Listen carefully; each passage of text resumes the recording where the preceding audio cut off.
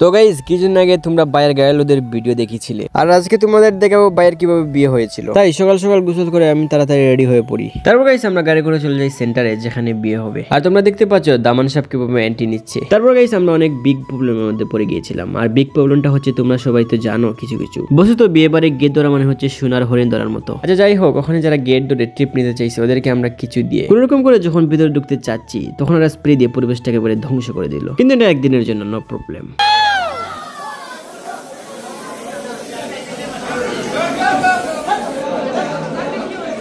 তারপর গাইস সকল ঝামেলা ফাড়িয়ে দিয়ে দামান সাহেব উনি ওনার গন্তব্যে উঠলেন। তারপর অনেকক্ষণ যাবত ফটোশুট চলতে থাকলো।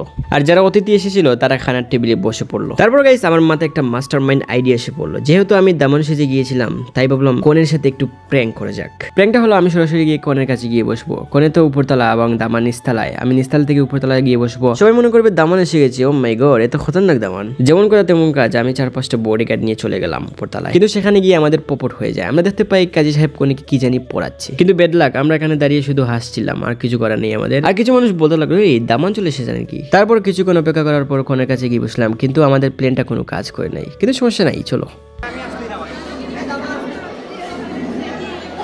তো গাইস ফাইনালি আমাদের খানির সিরিয়াল আইছে, আর এখন আমরা কোনো বই দিব।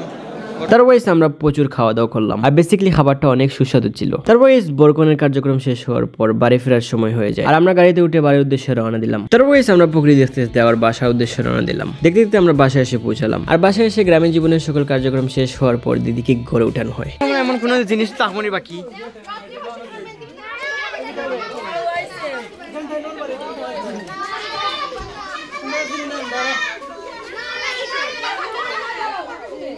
আসলে সব জায়গায় মানুষ শুধু টাকা যায়, টাকা ছাড়া মানুষ আর কিছু বুঝে না। সো তোমাদের ভিডিও ভালো লাগে লাইক কমেন্ট শেয়ার সাবস্ক্রাইব করতে ভুলো না। তোমাদের সাথে দেখা হবে অলিমার ভিডিওতে। Thank you so much for watching, bye. আর সাবস্ক্রাইব করে সবাই সাবস্ক্রাইব।